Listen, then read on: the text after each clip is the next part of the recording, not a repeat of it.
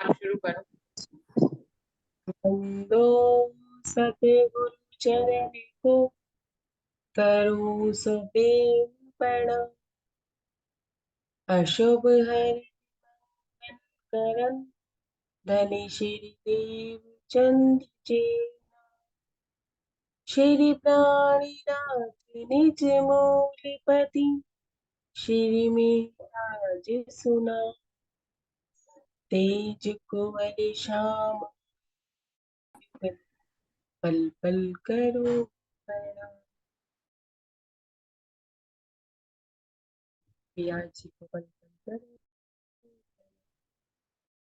प्रणाम। सुंदर साथ जी, आप सबके श्री चरणों में कोटान कोट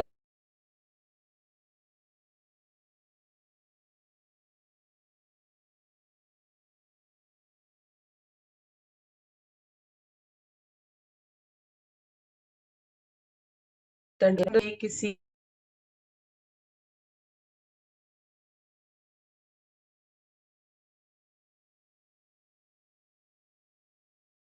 उनकी जरूरत की होती है, वो भी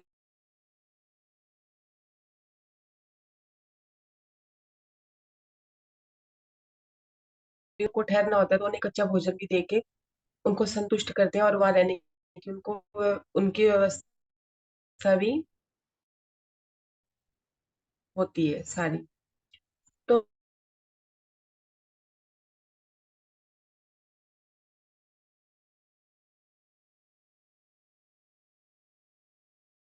उन्हें मिलता है।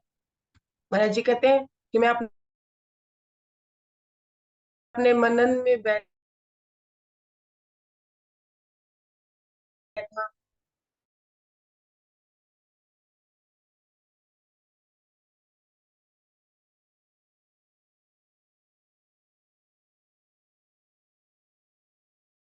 अपनी निज खिचड़ी पका रहा था अंदर के अंदर। मुझे निडर मतलब एक तरह से एक बात में उनकी आवाज में एक कड़कपन और एक डर नहीं था, किसी भी तरह का डर संकोच कुछ भी नहीं था कि कैसे मांगा जाता है या कुछ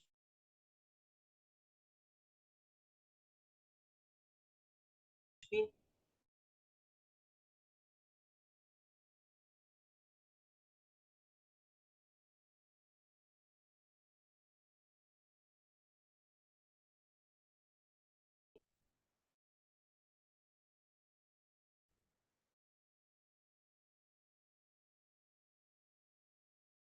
लेकिन जी कहते हैं कि मेरे हृदय में एक बात आई कि कहीं ये शिव जी कोई रूप ना लेके मेरे सामने आ गए हो। तो उन्हें उनका अंश, परमात्मा का अंश मान के और खासकर शिव जी का ही रूप मान के महाराज जी उनकी तरफ देख के प्रेम भरे भाव से कहते हैं कि सब आप ही का ही तो है, सब आप ही ने ही तो दिया है। जितनी देर में वो महात्मा जी पत्तल लेके आते हैं, महाराज जी की खिचड़ी बन के तैयार हो गई होती है। और महाराज जी सारी की सारी खिचड़ी उनके लिए सौंप उनको ऊपर ही परोस देते हैं, अपने लिए भी कुछ नहीं रखते।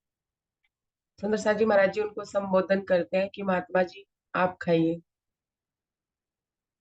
तो वो जो महात्मा जी होते हैं वो महाराज जी से पता नहीं, महाराज जी कहते हैं कि मैं नहीं जानता कि वो मेरे किस बात से वो इतने प्रभावित हैं कि वो मुझे भी महात्मा ही कहने लगते हैं। तो मैं ऐसे ही कहता हूँ कि मैं महात्मा नहीं हूँ, क्योंकि अभी मैंने परमात्मा को पाया नहीं है, मैंने अपनी आत्मा को अभी जाना ही नहीं है। तो वो महात्मा जी महाराज जी का हाथ पकड़ के जबरदस्ती अपने साथ खाने के लिए उनको बिठा लेते हैं और गुरु का संबोधन करते हैं। तो महाराज जी कहते हैं कि मैं गुरु भी नहीं हूँ, गुरु तो मुझे आप लगते हैं कि आप मुझे कोई रास्ता दिखाएंगे कि परमात्मा से मिलन के लिए क्या रास्ता चुनना चाहिए या किस तरह से परमात्मा मिलते हैं। सुंदर सा जी महाराज जी उनके साथ ऐसे भोजन करते हैं जैसे अपने शिव जी भगवान के साथ बैठ के भोजन कर रहे हो। तो इसी संकोचवश उनकी जूठन अगर उनकी रह जाती थी पत्तल में, उनका वो एक आध दाना जूठन का रह जाता था, तो वो जो महात्मा जी थे वो उनके अपने हाथ में लेके वो उसे खा लिया करते थे।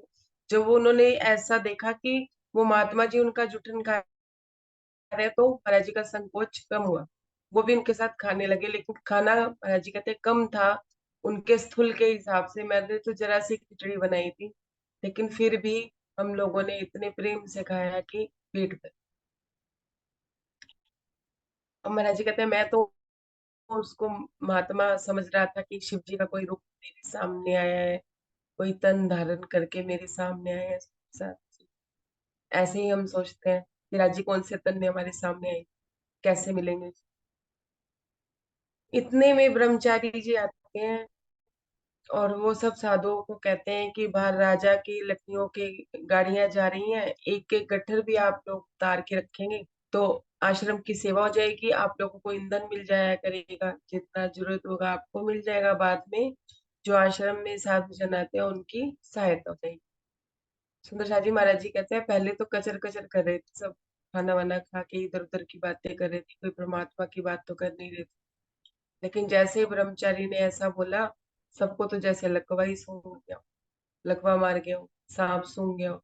ना तो अब उनका शरीर चलने वाला है और ना ही मुंह से कोई बात निकल रही। महाराज जी कहते हैं मैं ये सोचता था कि ये साधु कैसे हैं, ना तो कोई परमात्मा की बात कर रहे एक दूसरे से कि हाँ भाई कोई राह ले रहा हो, कोई रास्ता ले रहा हो, कोई वचन ले रहा हो, इधर उधर की बात कर रहे हैं। अब जब सेवा की बात है बारी आई तो सेवा भी नहीं कर रहे कि हाँ भाई किसी की सेवा हो जाएगी, हमारे तन से तन किसी काम आ जाएगा।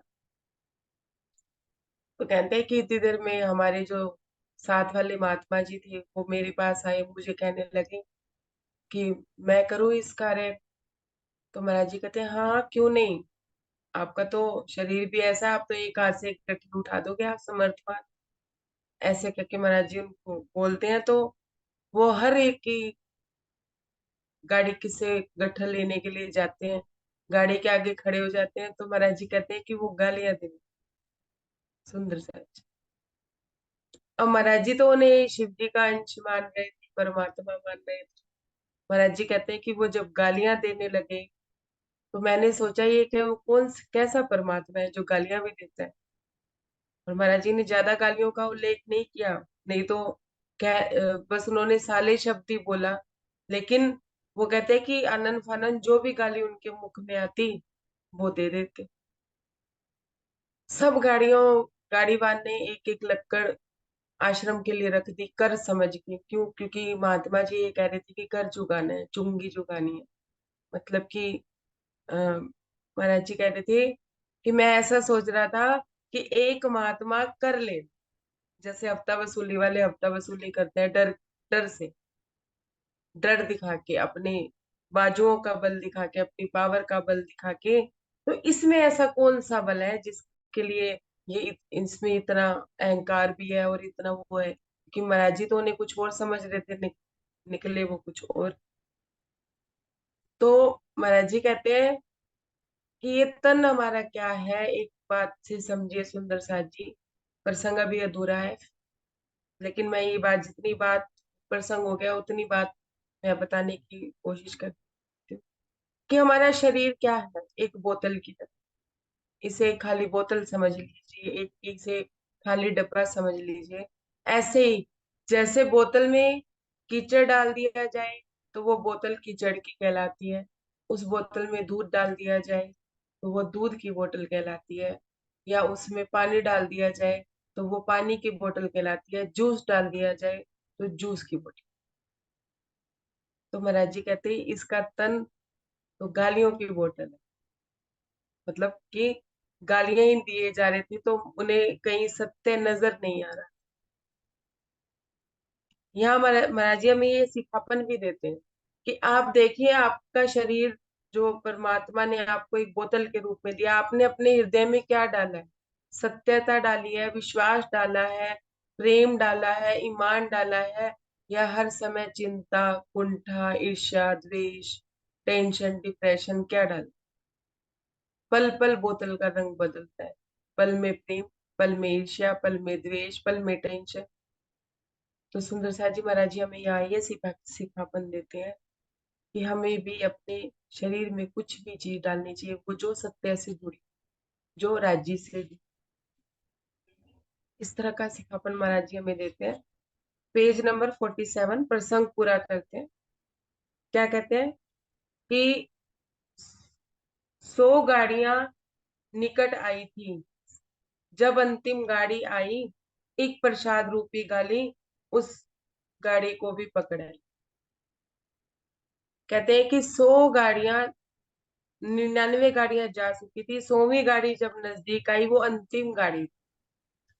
तो एक प्रसाद के रूप में उस महात्मा जी ने एक गाली उस गाड़ी वाले को भी पकड़ा दी। सुंदर साथ जी, एक प्रश्न भी था कि सुंदर साथ ये कह रहे थे कि आप कहते हो कि मन को वश में किया जाए, मन में तो इतने इतने विचार उठते हैं कि एक विचार खत्म नहीं होता, दूसरा उठता है, दूसरा खत्म नहीं होता, तीसरा उठता है। तो महाराज जी यहाँ पे उसका भी जवाब देंगे, प्रसंग के हिसाब से आपको जवाब भी मिलेगा। उस गाड़ी वाले को उस महात्मा जी ने एक गाड़ी गाली दी। सुना अनसुना बैलवान ने रोकी नहीं अपनी गाड़ी, ऐसा करते देख उसे पहले तो एक गाली झाड़ी। कहते हैं कि बैलवान ने बात नहीं सुनी, बैलवान अपनी मस्ती में जा रहा था, उसने गाड़ी नहीं रोकी। ऐसा करते देख के उस महात्मा ने एक गाली और दे दी। अच्छा साले बिना चुकाए चुंगी चला जाएगा तू, देख तुझे मैं अभी आनकर कैसा बनाता हूँ। क्या कहते हैं महात्मा जी? अबे साले तू ऐसे ही चला जाए, तू चुंगी नहीं देख के जाएगा? वो कोई पुलिस स्टेशन था जहाँ रिश्वत देनी जरूरी थी? महाराज जी के हृदय में विचार ही विचार उठे जाए। देख तुझे मैं अभी आके ठीक करता हूँ। तू घमंड में है राजा के, हमें नहीं गिनता कुछ भी, हम भी अपना नाम बदलने चला जाए या तू भी। क्या कहते हैं? तू अपने राजा के घमंड में, हमारा कोई राजा है? तुझे इतना घमंड है, अगर तू चला गया ना आज यहाँ से लक्कड़ देके, तू नाम बदल देना मेरा, नहीं तो मैं तेरा ना तेरा हुलिया बदल। एक चिमटा गाड़ी में जाते ही पहले मार दिया, फिर जाकर गाड़ी के पीछे एक हाथ से थाम लिया। कहते हैं कि एक चिमटा जाके जोर से तो पहले गाड़ी में मार। क्या, चल मैं बताता हूँ अब तुझे। और एक हाथ से पीछे से गाड़ी उन्होंने कर ली। खींच न सकी बैलों से गाड़ी, 1 इंच भी आगे को, हाँक रहा था मार मार के बैल सारथी गाड़ी को। गाड़ी 1 इंच भी नहीं हिली, क्योंकि उनका वजूद भी इतना था और पावर भी उनमें थी। और महाराज जी उस समय ये सोच रहे थे कि कोई मामूली पावर तो थी नहीं, कितना भी हुष्ट पुष्ट बंदा होगा, कोई ना कोई ऐसी विल पावर होती है कि एक गाड़ी को थोड़ी ना कर देगा। और इतनी भरी हुई गाड़ी गट्ठर की, कोई ना कोई कारण है, कोई ना कोई बात तो इनमें है। ये बात महाराज जी सोचने लगते हैं। और उधर से क्या है कि सारथी जो गाड़ी वाला है वो मारे जा रहा है बैलों को, लेकिन बैल चल नहीं पा रहे। पर सरकी नहीं गाड़ी आगे, बैल हुए बेदम एकदम। अब ले जा साले गाड़ी को, पहले ही कहते थे।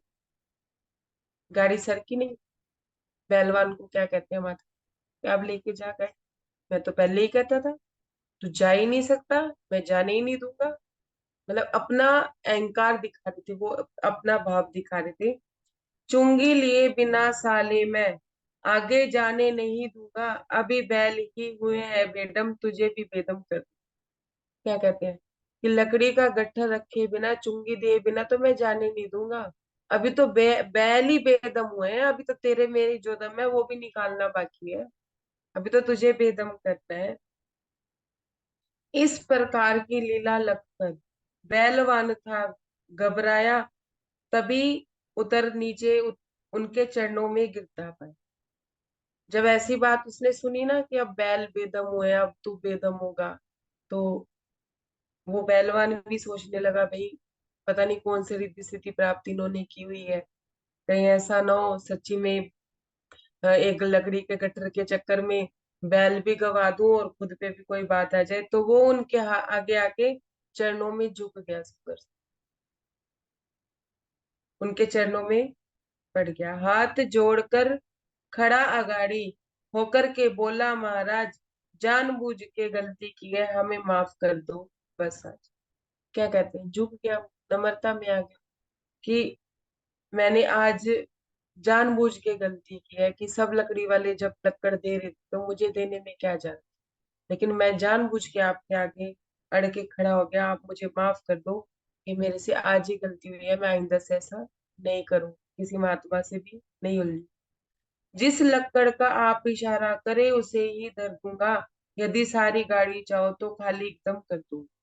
क्या आप जिस लकड़ को भी कहोगे ना, बड़ी हो छोटी हो, या आपको ना पूरी गाड़ी भी मैं रख दूँ, मैं आपको कुछ नहीं कहूंगा ना। मैं आपसे, बस आप एक आज्ञा करिए कि मुझे करना क्या है, मुझे कौन सी लकड़ी रख। Page number 48। तू तो महात्माओं से टक्कर लेता फिरता है साले, समझे थे भिखमंगे तैने या खड़िया पलटा। नरसाद जी, महात्मा जी कहते हैं कि तू महात्माओं से टक्कर लेता फिरता है। तूने क्या समझा था कि हम भीख मंगे हैं जो भिक्षा मांगते हैं? और तूने क्या सोचा था कि हम खड़िया पलटन है? खड़िया पलटन सुंदर सा जी, एक खड़िया एक जाति भी होती है, लेकिन यहाँ खड़िया पलटन का ये भाव होता है कि जो, जिसका मकसद परमात्मा को पाना नहीं होता, सिर्फ परमात्मा से वस्तुएं पाना होता है, या जो अपने घर परिवार की सुख शांति के लिए बस अपना घर छोड़ के आ जाते हैं कि मैं घर नहीं संभाल सकता, परमात्मा के सारे करके आ जाते हैं। और जब महाराज, जब वो ऐसी बात बोलते हैं ना, तो महाराज जी कहते हैं मेरे हृदय में एक बात कर जाती है, खड़िया पलटन ऐसे क्यों कह रहे हैं कि खड़िया पलटन। अब सुनिए ध्यान से, कुछ इसका भी आगे जवाब देंगे। कुछ थोड़ी देर और अड़ता तो तुझको बतलाता, साधु से टक्कर लेने के दाव पेच सब सीख। महात्मा जी कहते हैं कि अगर तू थोड़ी देर और अड़ता ना, फिर तुझे मैं बतलाता कि साधु संतों से पंगा लेना क्या होता। ठीक है। जाओ सब तो माफ किया, पर एक सजा तुमको देंगे, लक्कड़ बड़ासा डालकर नीचे। उसने उत्तर प्रणाम किया। कहते हैं कि जाओ, पर लेकिन तुम्हें एक सजा देंगे कि तुम एक बड़ा सा लक्कड़ गाड़ी के नीचे से तुम खुद रखोगे। वो कहते हैं कि उन्होंने बड़ा सा लक्कड़ डाल के गाड़ी बांधने और फटाफट उनको प्रणाम किया, और वो तत्पश्चात वहां से गाड़ी वाले ने प्रस्थान किया। उसके बाद गाड़ी वाले ने तत्पश्चात अपनी गाड़ी उठाई और जाने के लिए तैयार हुए। कहो गुरुजी, आज्ञा हो वही काम शुरू कर दूं, कमी हो लक्कड़ की तो सब दोबारा शुरू कर। अब क्या कह रहे हैं महाराज जी की तरफ देखते हैं, महाराज जी को गुरुजी कह रहे हैं। महाराज जी तो ये सोच रहे थे कि इनका वेश ऐसा है, इन्होंने शायद परमात्मा को पा लिया है, और इस तरह से वो वैराग्य में ऐसे हैं, वैरागी हैं, वो उनसे कुछ पाना चाहते थे। उल्टा ही वो महाराज जी से इतना आकर्षित हो गया था, इतना उनके तेज से आकर्षित था कि उन्हें गुरु जी कह रहा था। और क्या कहते हैं कि कहो तो काम शुरू करते, दोबारा से एक एक लकड़ और रखवा दे। महाराज बस काफी है ये, सब इन सबको जाने दो, इन सालों के एक एक लक्कड़ गुरु जी और उठाने दो। महाराज जी कहते हैं नहीं नहीं बस बहुत है, अब इनको जाने दो। तो महाराज जी वो महाराज क्या कहते हैं, महात्मा जी क्या कहते हैं कि एक एक लक्कड़ और उठाते हैं गुरु जी, आप हुक्म करो अपने, एक एक लक्कड़ और उठाते हैं। ब्रह्मचारी जी बोले उनसे, महाराज अब काफी है, गाड़ी वालों वालों को जाने दे, फिर ये आप सब आज्ञा दें। अब इतने में ब्रह्मचारी जी बोल पड़ते हैं कि भाई इतनी लक्कड़ बहुत है, जब दोबारा कभी जरूरत होगी तो दोबारा ले लेंगे इनसे। आप इन्हें इन गाड़ी वालों को जाने की आज्ञा दे दीजिए, जब तक आप नहीं कहेंगे वो गाड़ी वाला भी जाएगा नहीं, वो जाने को तैयार बैठ। राजा के घमंड में अकड़े चले जा रहे थे साले, इन्हें पता नहीं था फक्कड़ के साले आज पड़ी ताले। क्या कह रहे हैं कि राजा के घमंड में साले अकड़े जा रहे थे। सारे नहीं अकड़ रहे थे, एक ही अकड़ रहा था, लास्ट वाला ही तो अकड़ा था, बाकी तो सबने दे ही दिया था। लेकिन क्या कहते हैं कि राजा के घमंड में तो अकड़े चले जा रहे थे, इन्हें क्या पता कि फक्कड़ों से पालना पड़ा है। देखो, एक तरफ से अपने आप को फक्कड़ कह रहे हैं, एक तरफ से कह रहे हैं खड़िया, हम खड़िया पलटन वाले नहीं है, हम भीख मंगे नहीं है। महाराज जी के हृदय में इतने विचार उठ रहे हैं कि आखिर ये है क्या, मतलब ये महात्मा जी वस्तु क्या, मतलब क्या चीज है इनमें ऐसी, क्या बात है जो मैं आकर्षित भी हो गया इनकी वेशभूषा की तरफ, और मैं क्या पाना चाहती हूँ। सुनिए। अच्छा अब जा सकते हो, आइंदा अब ऐसा करना, अब गुजरो आश्रम से, भेंट यहाँ लक्कड़ करना। सब गाड़ी वालों को क्या कहते हैं कि जब भी यहाँ से जाओगे तो तुम एक एक लक्कड़ भेंट देते हुए ही जाना। ये तुम्हारा परमानेंट ही हो गया कि अब ये नहीं है कि कोई आपसे मांगने आएगा। भाग गए सब गाड़ी वाले ले करके अपनी गाड़ी, वापिस आकर जितने साधु थे सब आकर जाए। सुंदर साथ जी, समझिएगा, पहले तो गाड़ी वालों को झाड़ के भेज कि जब भी यहाँ से जाओ गाड़ी से एक लक्कड़ दे के जाना। फिर जब वह वापिस आए, जो साधु खड़े थे उन साधुओं को झाड़ना शुरू किया उन्होंने। उन्होंने झाड़ा, क्या कहते हैं, बड़ी जोर से ललकारा, उठ जाओ खड़िया पलटन, एक एक लकड़ उठाकर पहुंचा दो एक दमन। कहते हैं जोर से ललकारा, क्या कह रहे हैं, उठ जाओ खड़िया पलटन। पहले तो खुद के लिए कह रहे थे, खड़िया पलटन समझे हैं क्या, अब उन साधुओं साधुओं को खड़िया पलटन बोल रहे हैं। कह रहे हैं एक एक लकड़ उठाओ और सब अंदर तक पहुंचा दो। उसका जब आदेश हुआ, ये साधु वाले खड़े हुए, साधु सारे खड़े हुए, पहुंचाए आश्रम में लकड़ जितने भी थे पड़े। महाराज जी कहते हैं वो साधु जो बाकी के थे, जो इधर उधर बैठे थे कचर पचर कर रहे थे, वो तो डर गए। क्यों? क्योंकि उन्होंने देख लिया था गाड़ीवान वाले से कैसे उन्होंने लकड़ियां रखवाई, और बाद में लास्ट वाले गाड़ी वाले से क्या हुआ कि उसके बैल भी बेढप हो गए। अब वो कहते हैं कि डर के मारे वो भी फटाफट खड़े हुए और एक एक लकड़ उठा के आश्रम में पहुंचाने लगे। कुछ जमात के लिए ब्रह्मचारी ने लक्कड़ छोड़ दिए, धन्यवाद उन महात्माओं को ब्रह्मचारी ने बहुत। कहते हैं कि जो जमात थी महात्माओं की, उन्होंने एक एक लकड़ करके सारी लकड़ियां आश्रम के अंदर पहुंचा दी। जो वो महात्मा जी थे, जो वो ब्रह्मचारी थी, जो महात्माओं का धन्यवाद किया ब्रह्मचारी ने कि आपने एक आश्रम की सेवा की, कि आने वाले कुछ समय तक ईंधन की कमी नहीं रही। और कुछ लकड़ियां उन साधुओं के लिए छोड़ दी कि वो अपना दूल्हा रमाए या अपना खाना बनाए, एक दिन रुके या 2 दिन रुके, जो भी। सुंदर साथ जी, महाराज जी हम यहाँ हम एक सिखापन देते हैं। क्या सिखापन देते हैं कि महाराज जी कहते हैं, ये तो बताया कि वो ये देख रहे थे कि वो अपने आप को ऐसे बोल रहा था कि मैं खड़िया पलटन नहीं हूँ, बाकी साधुओं को ऐसे बोल रहा था कि वो खड़िया पलटन। पहली बात तो मैं, महाराज जी कहते हैं, मेरे हृदय में विचारों का तांता ही लग गया था, जैसे कि किस बात का ये बल दिखा रहा है, इसके पास क्या चीज है। और सुंदर साथ जी, बात इसकी मसाला उतका। महाराज जी अपने आप को ही कह रहे थे कि मैं इसकी वेशभूषा से आकर्षित हुआ था, मुझे इससे चाहिए क्या, जो मुझे चाहिए था वो तो मुझे मिल ही नहीं पा रहा। लेकिन एक सुंदर साथ का प्रश्न था, जो मैंने अभी कहा था कि वो कहते हैं हमारे हृदय में प्रश्न आते ही रहते हैं, मन एक के बाद प्रश्न करने लगता है। लेकिन सुंदर साथ जी, यहाँ महाराज जी हमें सिखापन देते हैं कि अपने प्रश्नों से उलझना नहीं चाहिए। हम उलझने लग जाते हैं, विचार इतनी तेजी से अंदर आता है और इतनी तेजी से बाहर चला जाता है, हम दूसरा विचार उतनी तेजी से ले आते हैं फिर बाहर करते हैं। तो ये विचारों की श्रृंखला चली आती और चली जाती है। लेकिन हम अगर किसी विचार के साथ उलझ जाते हैं तो फिर वो हमारे हृदय में अशांति पैदा करता है। ऐसे ही अब यहाँ सिखापन ये है कि अब माया वाले माया की बात समझ लीजिए, और जो राज्य को चाहते हैं वो राज्य की बात समझ लीजिए। ये दोनों ही बातें, मसाला इसका बात उसकी, कि अगर हम किसी से आकर्षित होते हैं, मान लीजिए कि हमें एक अच्छी नौकरी चाहिए या हमें एक अच्छी पोस्ट चाहिए, हम किसी बड़ी पोस्ट वाले से आकर्षित हो जाते हैं, उससे रिश्ता बनाने के लिए उसकी लल्लो बच्चों भी करते हैं, उससे डरते भी हैं। सुनिए, डरते भी हैं, उसके धन वैभव से हम आकर्षित भी हैं कि हाँ भी बंदे ने इतना कमाया है, इतना मतलब कि वो पैसे वाला है। तो महाराज जी कहते हैं कि क्या वो तुम्हें वो नौकरी दे देगा अगर तुम में वो काबिलियत नहीं होगी? नहीं दे पाएगा ना। तो फिर आकर्षित होकर उससे डरने का, उससे उलझने का क्या मतलब? अब महाराज जी यहाँ इनसे आकर्षित हो गए।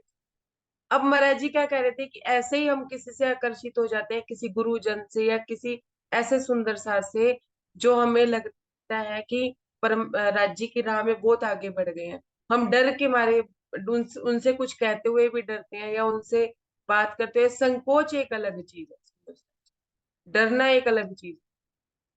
हमें हर हमेशा ये भय सताता रहे कि हाँ भी वो हमसे दूर ना हो जाए, वो हमसे दूर ना हो जाए। तो महाराज जी कहते हैं कि क्या तुमने उनसे राज्य पा लिए जो आप डर रहे हो, या माया में तुमने वो वस्तु पा ली? और अगर वो महाराज जी से प्रभावित, महाराज जी कहते हैं कि अगर वो मुझसे भी प्रभावित था, मेरी रहनी से या मेरे चेहरे से, मेरे वेशभूषा से प्रभावित था, तो क्या मुझे राज्य मिल गए? क्या मैंने उसको परमात्मा थमा दिए? दोनों ही सूरतों में महाराज जी ये कहते हैं कि जब हम किसी से आकर्षित हो जाते हैं तो हमें अपने मन में विचार करना चाहिए, और हम डरने भी लगते हैं और उसके बंधनों में बंध जाते हैं। बंधन ये नहीं होता सुंदर साथ जी कि उसने पकड़ के हमें रख दिया, वो बेचारा तो अपनी धुन में करे जा रहे हैं। यहाँ तो महात्मा जी अपनी धुन में करे जा रहे हैं, उनका व्यवहार ऐसा है, उनका नेचर ऐसा है। महाराज जी को थोड़ी ना पता है कि उनका नेचर ऐसा है। तो अपने मन में विचार करना चाहिए जब हम किसी से डर रहे हैं या किसी से प्रभावित है, कि हमें एक्चुअल में इससे चाहिए क्या,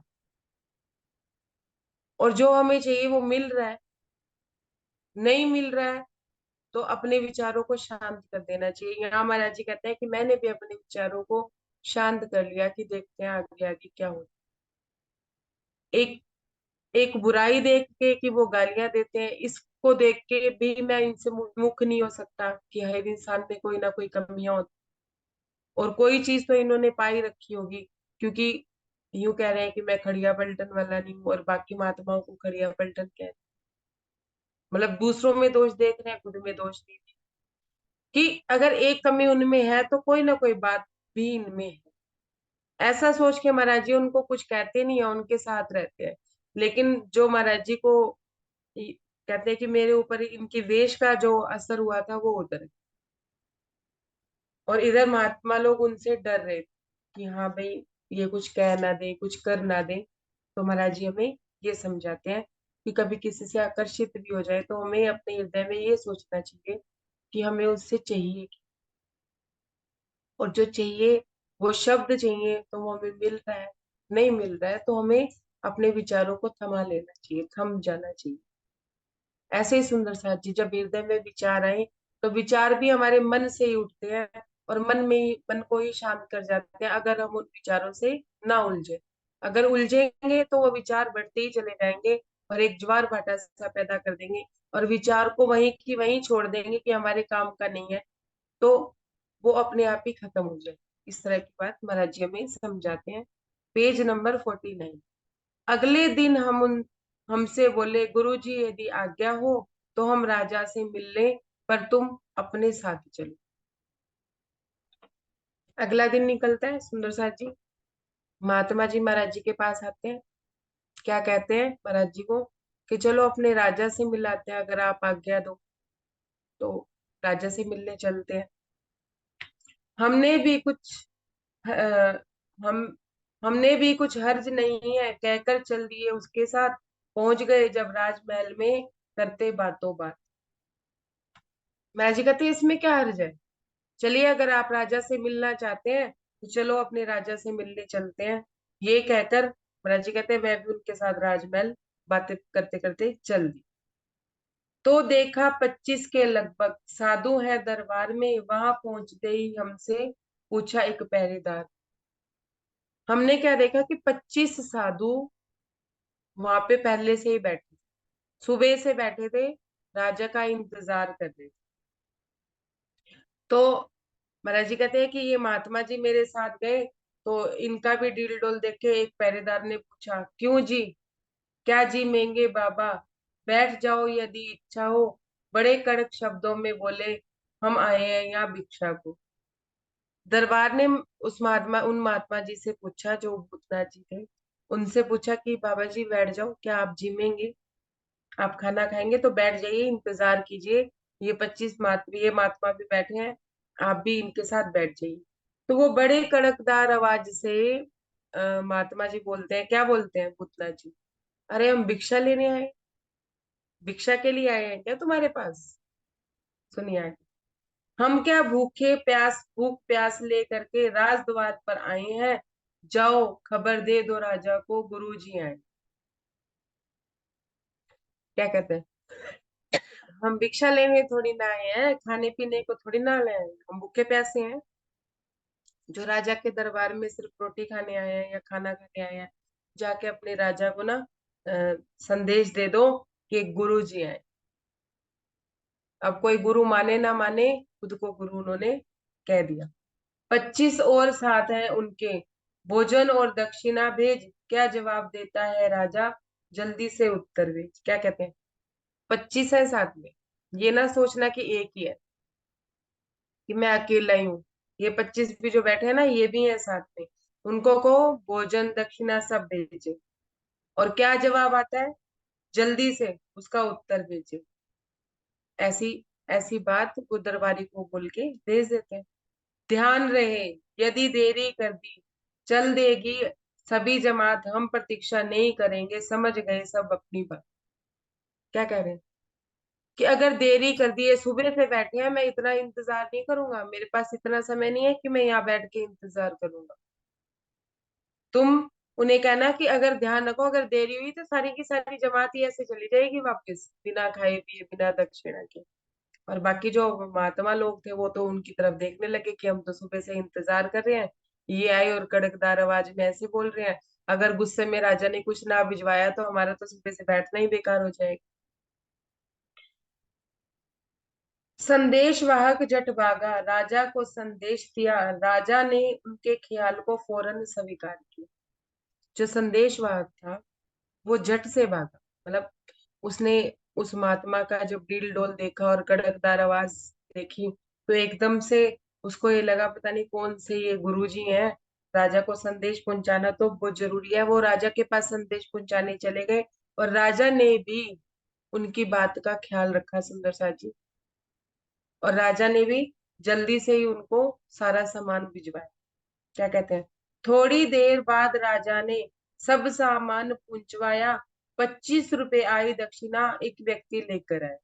थोड़ी देर बाद राजा ने जो जो महात्माओं को चाहिए था वो सामान भी भिजवाया, और 25 रुपए दक्षिणा भी उनके लिए भिजवा दी।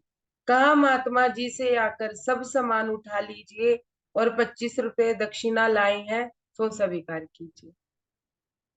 वो जो संदेशवाहक था, दरबारी था, वो क्या कहता है महात्मा जी को कि ये लीजिए, ये सारा सामान आप लोगों के लिए आया है, और ये 25 रुपए की दक्षिणा भी आप लोगों के लिए आई है, आप इन्हें स्वीकार कीजिए।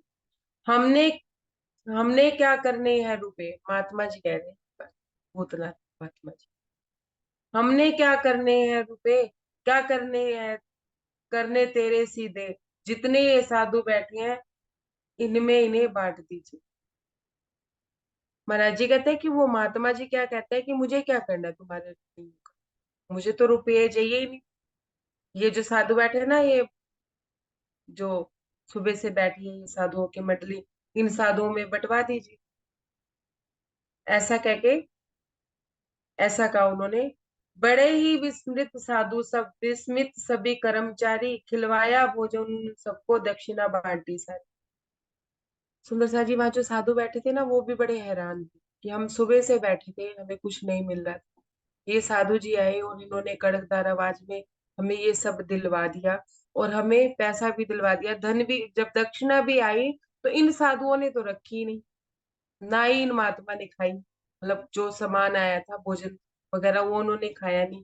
इधर से वो भी हैरान था, और उधर से जो सामान लेके आया था ना वो सारा, वो भी कर्मचारी भी हैरान था, जिसके हाथों राजा ने सामान भिजवाया था। वो सोचने लगा कि ये इतनी जहदोजहद कर किसके लिए रहे थे, इतना शोर किस लिए ये मचा रहे थे, जब इन्हें कुछ चाहिए ही नहीं था। ऐसी बात कहते हैं। और इधर से महाराज जी भी हैरान थे कि धन को भी उन्होंने नहीं छुआ, और खाने की वस्तु भी उन्होंने नहीं खाई, और दक्षिणा भी सारी बंटवा दी। साधु जन सब सोचने लगे, इनकी कृपा मात्र से हम राजमहल में पाई दक्षिणा आदर से जीवे। उधर साधु क्या सोच रहे थे कि भाई इनके, सिर्फ इनकी कृपा से हम लोगों ने भरपेट भोजन भी किया, 1-1 रुपए की दक्षिणा भी पाई, और राजमहल वालों ने हमें मान सम्मान भी दी। सुंदर साथ जी, इस प्रसंग में महाराज जी कहते हैं कि राजा से तो नहीं मिलवा पाए वो सब साधुओं को, और जहां तक वो पलटन बैठी थी 25 साधुओं की, वो राजा से मिलने की कोई इच्छा भी नहीं रखती होगी। वो तो राजा जी से दक्षिणा और यही चीज चाहती हो। सुंदर साची, ऐसे ही हम भी अपने राजा से सिर्फ दक्षिणा और ये संसारिक वस्तु ही चाहते हैं, राजा को देखने की इच्छा नहीं है हमारी। मैं सब सुंदर साथ जी के लिए नहीं कह रही हूँ। पहले एक सुंदर साथ मुझे 2-3 बार फोन करके कहते हैं कि आपने ऐसा बोला कि मन के मते मत ना चालिए, कि मतलब मन गए तो खाए ना पिए ना। मैंने कहा भाई ये उनके लिए है जो साधना। महाराज जी ने साधु के लिए बोला ना, अपने आम के लिए थोड़ी ना बोला। भी जो राज्य को पाना चाहते हैं साधना काल में, जो साधना कर रहे हैं उन्हें एक्चुअल में ही धनी चाहिए, उन्हें संसारिक वस्तुएं नहीं चाहिए, उन्हें भौतिकता नहीं चाहिए, उनके लिए। क्या हमारे मंदिरों में तो भोग प्रसाद जो भोग लगता है वो सारा ही ऐसा लगता है कि हम खूब घी में और खूब मीठा मीठे का भोग लगाते हैं। मैंने कहा हाँ खाइए ना, प्रसाद रूप में खाइए, भरपेट ना खाइए।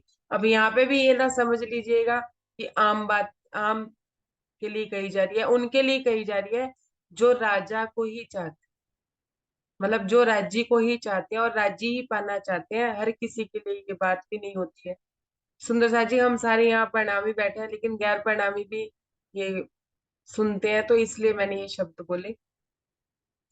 अब क्या कह रहे हैं कि ये गुरु जन ये इस तरह के गुरु हैं कि राजा से तो मिलवा नहीं सकते लेकिन राजा से वस्तुएं दिलवा सकते हैं।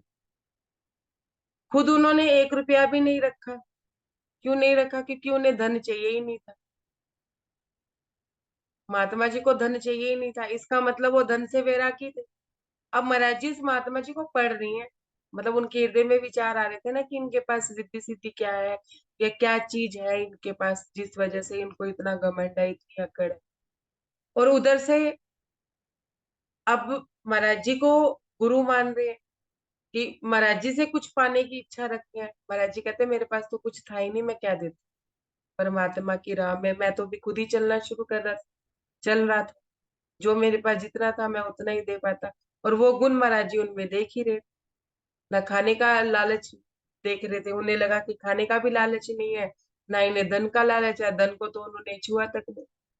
सुंदर सा जी, बहुत गुरुजन ऐसे होते हैं कि धन को नहीं छूते हैं, और बहुत ऐसे भी होते हैं जो धन को जल्दी से पैरिटी दे देते हैं। लेकिन क्या उनसे राज्य की कोई बात मिलती है या राज्य का कोई रास्ता मिलता है? तो बात भी है। तो यहाँ वेशभूषा से महाराज जी उनके वेश से आकर्षित हुए थे, उसकी बात को महाराज जी आगे बता रहे हैं। आगे चलते हैं तो हमें समझ आएगी। और वो साधु जो बाकी के थे अब इन महात्माओं से, महात्मा जी से चिपकने की कोशिश करते हैं, महात्मा जी के साथ रहने की कोशिश करते हैं। क्यों? क्योंकि उन्हें बिना मांगे तो खाना वाना मिल गया, साथ में दक्षिणा भी मिल गई। और साधुओं को क्या चाहिए होता है? उसके पीछे पीछे हो लेते हैं जिसके साथ उनको क्या मान सम्मान भी मिल रहा है, खाना भी मिल रहा है, और क्या कहते हैं पैसा भी मिल रहा है, सब कुछ मिल रहा है। तो वो उनके साथ चिपक जाते हैं, उन गुरुओं के साथ चिपक जाते हैं जो उनके कुछ चेले चपाटे होते हैं। सुंदर सा पेज नंबर 50। पड़े हुए थे यहाँ सुबह से, किसने किसने पूछी अपनी बात, इनके आते ही एकदम से बने काम सब हाथों। क्या सोच रहे हैं साधु, क्या कह रहे हैं कि सुबह से पड़े हुए थे, शाम हो गई थी, हम दोपहर बाद शाम होने को आ गई थी, किसी ने हमसे बात नहीं पूछी। ये आए, इन्होंने कड़कदार आवाज